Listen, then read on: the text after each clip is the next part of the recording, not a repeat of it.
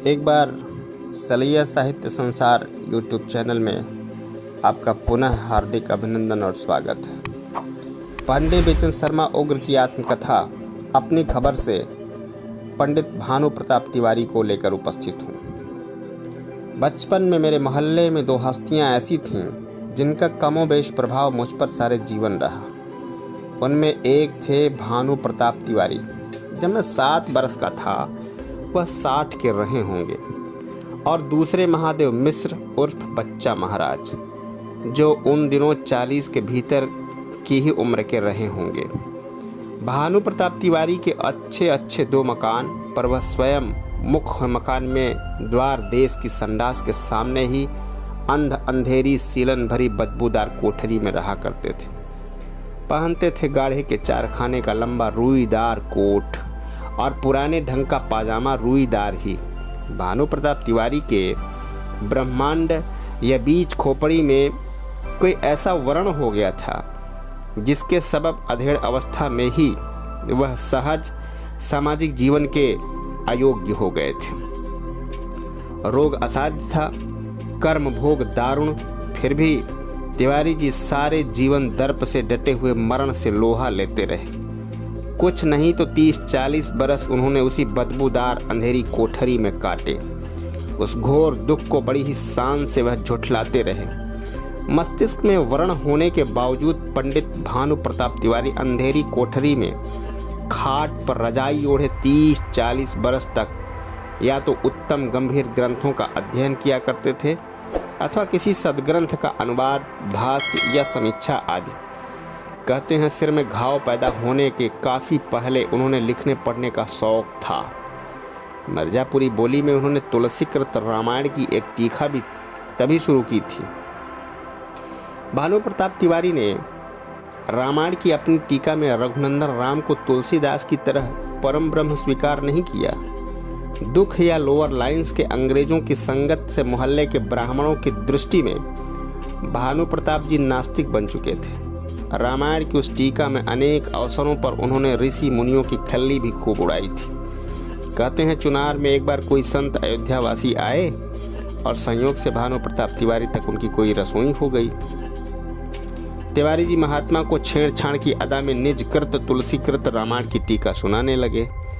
उसमें बालकांड में मिथिला की महिलाओं ने ब्रह्मर्षि विश्वामित्र को इसलिए भला बुरा कहा था कि उनके दृष्टि में चक्रवर्ती दशरथ के राजमहल के सुखों को छुड़ा जंगल बहकाकर किशोर कुमार राम लक्ष्मण के साथ उन्होंने क्रूरता दिखलाई थी। ऋषि विश्वामित्र के प्रति भानु प्रताप जी की छिछली भावना भांपते ही वह अधवासी महात्मा मारे रोष के स्वयमेव क्रोधी कौशिक बन उठे। चपल चांडाल, उन्होंने साफ दिया था इस टीका की समाप्ति के पूर्व ही तेरी टीका विदीर्ण हो जाएगी, और वह महात्मा वहां से अविलंब चलते बने। अनति दूर भविष्य में ही भानु प्रताप तिवारी की खोपड़ी के मध्य में वह घाव अनायासी प्रकट होने लगे। बढ़ने रिसने जिंदगी हराम करने लग पड़ा था। तिवारी जी के पिता सरकारी नौकरी में नाजिर थे। उनका तहसील चुनार में आदर मान था। स्वयं भानु प्रताप तिवारी जी भी चुनार के किले में कोई अधिकारी थे। अवश्य ही उन्हें आरंभ से ही पढ़ने लिखने का व्यसन रहा होगा। अरबी, फारसी, उर्दू, अंग्रेजी, ब्रज भाषा एवं खड़ी बोली के मर्मी ज्ञाता थे। जब बनारस में भारतेंदु हरिश्चंद्र थे तभी चुनार में भानु प्रताप तिवारी जवानी पर रहे होंगे। तिवारी जी के दोनों घरों में कुछ नहीं तो 10,000 जिल्द पुस्तकें विविध भाषाओं की बहुमूल्य एवं अमूल्य संग्रहित रही होंगी। उनकी अंधेरी कोठरी में तो चारों ओर किताबों से भरी अलमारियां और रैक ठसी थीं। उनकी लिखी एकाधिक छोटी किताबें 20वीं सदी के आरंभ के पहले ही छप चुकी थीं। स्वांतः सुखाय अमूल्य वितरणार्थ। उनमें एक पुस्तक चुनार पर थी, चुनार का संक्षिप्त इतिहास और समसामयिक नागरिक कुलों का परिचय। उस पुस्तक में भानु प्रताप जी मेरे खानदान की चर्चा भी कुछ तो उसकी विचित्रता के कारण और कुछ इसलिए की है कि वह हमारे यजमान थे। भानु प्रताप जी के हम पुरोहित थे। उसी पुस्तक में तिवारी जी ने मेरे एक प्रपितामह का वर्णन किया है। जो पढ़े लिखे मतलक नहीं थे फिर भी प्रसिद्ध सिद्ध थे। हमारी कुल देवी भगवती दुर्गा विनाशिनी सुदर्शन पांडे यही उनका नाम था, पर रीझ गई थी। सो मेरे प्रपितामह के संकेत मात्र से राजद्वार का भैंसा शास्त्रार्थ करने के काबिल हो जाता था। सिद्ध सुदर्शन पांडे अपने घर की टूटी चहार दीवारी पर बैठे दातुन कर रहे थे कि किसी ने सुनाया कि कोई भारी सिद्ध उनसे मिलने को सिंह पर सवार हाथ में सर्प का चाबुक लिए आ रहा है। सुनते ही सुदर्शन पांडे ने टूटी चहार दीवारी को एड़ लगाई। चल तो महात्मा का इस्तकबाल आगे बढ़कर करें, और चहार दीवारी उन्हें लेकर चल ही तो पड़ी। मेरे परदादा का प्रतापी चमत्कार देख वह सिंगार से लहालोट सिंह सवार सिद्ध उनके चरणों में लौटने लगा था।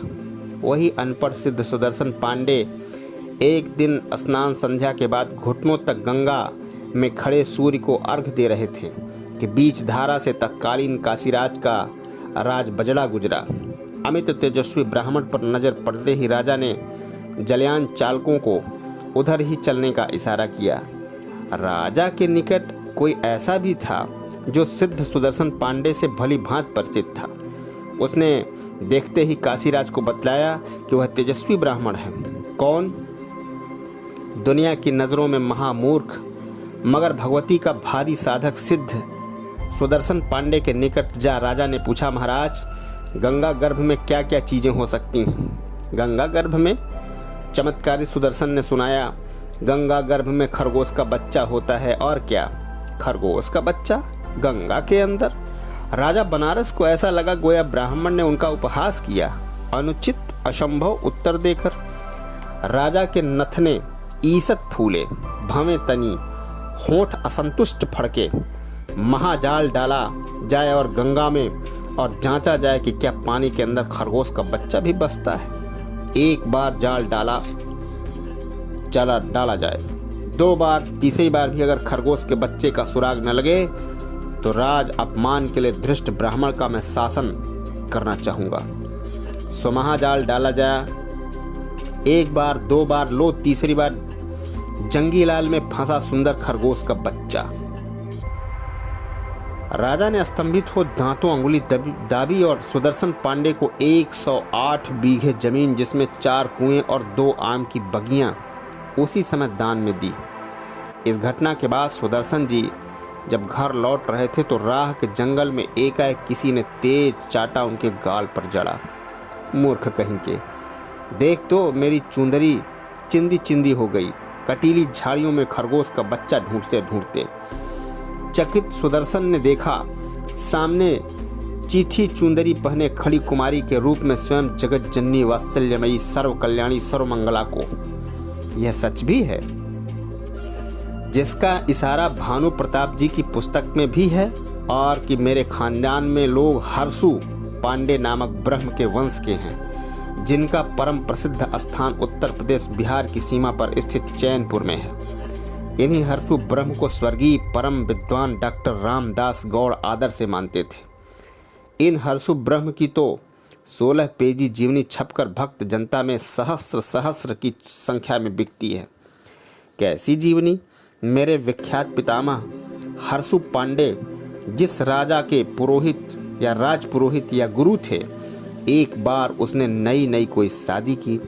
रात को जब वह चौमंजिले के रनिवास में गया, विलास का अवसर आया, तब अचानक नई रानी की नज़र सामने मगर दूर से आते प्रकाश पर पड़ी, जो राजमहल के बराबर ही किसी महल के चौमंजिले की खिड़की से आ रहा था। यह किसकी खिड़की है मेरे कक्ष के सामने? जरा रोष में रानी राजा को और भी रमणीय मालूम पड़ी। यह प्रकाश मेरे कुलगुरु हरखू जी के निवास की खिड़की से आ रहा है। राजभवन के बराबर महज ब्राह्मण का सब भवन? छी! मगर वह परम सिद्ध पुरुष हर्षु पांडे जी हमारे पुरोहित पिता से बढ़ करके हैं। पिता से बढ़कर कोई परम पिता हो, परंतु शयन कक्ष के सामने किसी की भी खिड़की दरवाजा मुझे नापसंद है। सामने वाले घर का एक खंड पहले गिराया जाए, फिर आप राजा और फिर मैं आपकी रानी स्त्री।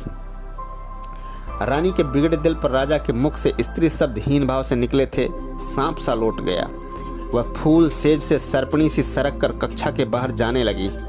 आप मेरे प्राण ले सकते हैं, राजा हैं, मैं अबला हूँ, पर मुझे अपने मन के खिलाफ आचरण करने पर विवश नहीं कर सकते हैं। मैं बाजार से खरीद कर नहीं लाई गई हूँ, पाणिग्रहीता कुलीना राजकन्या हूँ। अभी मेरे पिता जीवित और समर्थ हैं। कहते हैं कई दिन तक रूपवती यौवन गर्विता रानी ने हठ नहीं छोड़ा। तब विवश हो काम मोहित राजा ने पुरोहित हर्षु पांडे से पूछा कि रानी को प्रसन्न करने के लिए यदि वह अपने भवन का एक खंड गिरा दें तो कोई बड़ी हानि होगी क्या? हानि? तेजस्वी हर्षु पांडे ने दोहराया। कामिनी का आग्रह रहे, गुरु की मर्यादा चूल्हे भाड़ में जाए, इसमें कोई हानि ही नहीं। मैं कहता हूँ औरत के मोह से जिस राजा की मति मलिन हुई उसके नाश में अधिक देर नहीं लगती। राजा स्तब्ध सुन्न चुप रहा। प्रचंड पुरोहित के आगे विशेष बोलने की उसकी हिम्मत न हुई। हर्षु पांडे का सारे राज्य में दिव्य ब्राह्मण होने के कारण बड़ा मान था। उनके दर्शनों में बरकत मानी जाती थी। बचपन ही से राजा के मन में हर्षु जी के प्रति श्रद्धा थी, लेकिन नई रानी कल्की आई। उसे तो अपनी सौतों को यह दिखलाना था कि राजा पर उसी का एकाधिकार है। 100 दिनों तक खींचातानी चलती रही। न रानी ने स्त्री हट छोड़ा, न हर्षु पांडे को ही अपना मान मर्दित कराना मंजूर हुआ, और न राजा की ही हिम्मत पड़ी कि रानी के लिए पुरोहित भवन का एक खंड बलात् गिरवा दें। लेकिन एक दिन जो न होना था वही हुआ, और राजा ने पुरोहित भवन का एक खंड बलात् गिरवा दिया।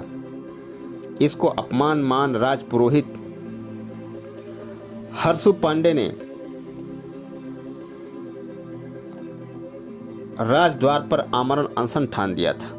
अनशन के 21वें दिन हर्षु पांडे के प्राण जाते थे। प्राण त्यागने के थोड़ा ही पहले राजा की पहली रानी की कन्या के हाथों कटोरा भर दूध ग्रहण करते हुए हर्षु जी ने राजपुत्री को आशीर्वाद दिया था, जा केवल तेरा वंश बचेगा। विख्यात है कि हर्षु पांडे मरने के बाद प्रचंड ब्रह्म प्रेत हो गए। साथ ही सहसा पड़ोसी राज ने उस राजा पर चढ़ाई कर दी। उसको पराजित कर सारा राजपाट ठाट बाट विध्वंस्त अग्निसात कर दिया था। उसी ध्वंसावशेष के बीच में हर्षु ब्रह्म की भारत प्रसिद्ध समाधि है। हर्षु ब्रह्म विचार से देखें तो बड़े सिद्ध थे। वो बिहार और उत्तर प्रदेश के अनेक भागों में देवताओं से भी अधिक पूजते हैं। बुरा से बुरा भूत प्रेत बाधित व्यक्ति हर्षु ब्रह्म जाकर चंगा हो जाता है। हर्षु ब्रह्म के मेले में सारे देश से प्रेत बाधित प्राणी प्राय स्त्रियां हर साल आते हैं। वीरान उजाड़ में 50,000 आदमियों की भीड़ लगती है। लाखों का व्यापार धंधा होता है। 10,000 रुपए वहाँ के पंडे प्राप्त करते हैं। ऊपर से माल मलाई, रेशम, कंबल, रजाई भी। मैं पांडे बेचन शर्मा उग्र हर्षु ब्रह्म के कुल का ही हूँ निस्संदेह। विदित विद्वान प्रेत पंडित रामदास जी गौड़ ने लिखा है कि हर्षु ब्रह्म के यज्ञोपवीत संस्कार में गोस्वामी तुलसीदास जी भी शामिल हुए थे। लेकिन ब्रह्म या प्रेतात्मा अथवा भूतों के अस्तित्व पर मेरा विश्वास जरा भी नहीं। संसार का सबसे भयानक भूत मैं पंचभौतिक आदमी को मानता हूँ। मैंने भयानक से भयानक भवन, सन्नाटे से सन्नाटे मैदान, उजड़ वीरान में भी ढूंढने पर जब एक भी भूत, भूतनी या भूतनी कुमार को नहीं पाया, तब भूतों पर से मेरी आस्था भले ही न उठ गई हो, पर यह विश्वास दृढ़ हो गया कि आदमी से भयभीत हो भूत भी भागा भागा फिरता है। पर मैं भानु प्रताप तिवारी की चर्चा कर रहा था। तिवारी जी जिस कोठरी में रहा करते थे उसके पूर्वी द्वार के सामने ही बड़ा भारी पीपल का पेड़ था। चलकती दोपहरी या चमकती चांदनी में पीपल के पेड़ के निकट खड़े खड़े पेशाब करते हुए भानु प्रताप तिवारी पूरे प्रेत मालूम पड़ते थे। हड्डीले, रक्त रंजित, उजले धंसी आंखें, चेहरे पर सारी सृष्टि के लिए स्मशानी साफ, मैले चारखाने का रुईदार पायजामा और उसी रंग का लंबा दगला रुईदार। बहुत लड़कपन से मैं तो तिवारी जी के सामने तक जाने से डरता था, और यदि उस गली से गुजरना ही होता तो जहाँ तक उनका मकान था उतनी गली में भयभीत दौड़ता पार करता था। लेकिन जब भी उनकी कोठरी में नज़र जाती वहाँ कोई साहब अंग्रेज बैठा होता, या मेम साहब गोरी होती, या बंगाली मोशाई होते, तहसील के अधिकारी या ईसाई मिशनरी, या साधु या फकीर, और भानु प्रताप तिवारी उसी दृश्य में खाट पर अधपड़े फर्राटी इंग्लिश या हिंदुस्तानी गड़गड़ाती आवाज़ में बोलते होते। भानु प्रताप तिवारी जब तक जीवित रहे चुनार में विश्वकोश माने जाते थे। कबीर, दादू, दरिया, मलूक दास, रैदास आदि अब ब्राह्मण संतों के प्रति उनका अनुराग विशेष था। उनकी रचनाओं की उन्होंने टीकाएं तथा समीक्षाएं लिखी। तुलसी की रामायण पर भी जिल्द के जिल्द, रजिस्टर के रजिस्टर भरे। 1-2 नहीं 50 पुस्तकें उन्होंने स्वांतः सुखाए चिद्विलास से लिखी। आगंतुकों और विद्वानों से उन्हीं विषयों पर तिवारी जी की चतुर चर्चाएं चलाया करते थे। मैं काफ़ी बड़ा होने पर स्कूल में दाखिल हुआ। 14 साल की उम्र में नेहरू, जवाहरलाल लंदन में शिक्षा पाते थे, लेकिन बेचन पांडे का नाम 14 साल की उम्र में चुनार के चर्च मिशन स्कूल में 3rd क्लास में लिखा गया। तब मुझे पुरोहित वंश का जानकर, या क्यों भानु प्रताप तिवारी जी ने मुंशी मथुरा प्रसाद रचित त्रिलिंगुअल डिक्शनरी दी थी, वह आज भी मेरे घर की पुस्तकों में हो तो ताज्जुब नहीं। तिवारी जी की 2 व्याहता बेटियां थीं, मैना और गिरिजा। एकमात्र पुत्र था राम गुलाम तिवारी, जिसका पुकारने का नाम मलुक्की था। मिडिल क्लास राम गुलाम तिवारी तहसीली रजिस्ट्रार का क्लर्क था। राम गुलाम तिवारी विवाहित था। भानु प्रताप तिवारी जी की पत्नी तगड़ी, मालकिन मुखी, निहायत नेक दिल थी, लेकिन मारे दुलार के उन्होंने अपने पुत्र राम गुलाम तिवारी को बर्बाद कर डाला था। मारे मोह के वह माता अपने बिगड़े बेटे को दारू पीने और जुआ खेलने तक के लिए रुपए ही नहीं देती, बल्कि दूसरे के घर में जाकर पूत संकट में न पड़े, अतएव अपने दूसरे घर में जुए की फड़ लगाने देती। उस दूसरे घर में मलुक्की कुछ भी करता था। इस लड़के को लेकर भानु प्रताप और उनकी पत्नी में प्रायः विवाद होता। भानु प्रताप शासन करना चाहते, असाध्य रोग पीड़ित खाट पकड़े प्राणी पर पत्नी के आगे उनकी एक न चलती सिवाय जबान के, और तिवारी जी की सारी जिंदगी अपनी पत्नी को धारावाहिक भाषा में गालियां सुनाते रहे। राम गुलाम तिवारी भानु प्रताप के सामने ही पहली बार जुए में गिरफ्तार किया गया था, लेकिन भानु प्रताप के प्रभाव से तहसील के नेक दिल अधिकारियों ने उन्हें बचा दिया था। उसके बाद भानु प्रताप जी का देहांत हुआ और राम गुलाम तिवारी सरकारी रुपयों से जुआ खेलने के बाद अमानत में खयानत गबन में गिरफ्तार हुआ। मुकदमा बरसों चलता रहा। दरमियान में राम गुलाम की पत्नी मर गई। पुलिस को बेटे की कुशल के लिए रिश्वत देती देती मोहमयी माता मालकिन से भिखारिन बन गई। फिर भी इस भ्रम में कि उसके पास छिपा धन है, एक पुलिस अधिकारी ने उस बेचारी को वो गालियां सुनाई, ऐसी कमीनी धमकियां दी कि सारा मोहल्ला त्रस्त हो उठा। अंत में जिस बेटे के मोह में वह माता मर मिटी, उसको 2 वर्ष की सख्त सजा हो गई।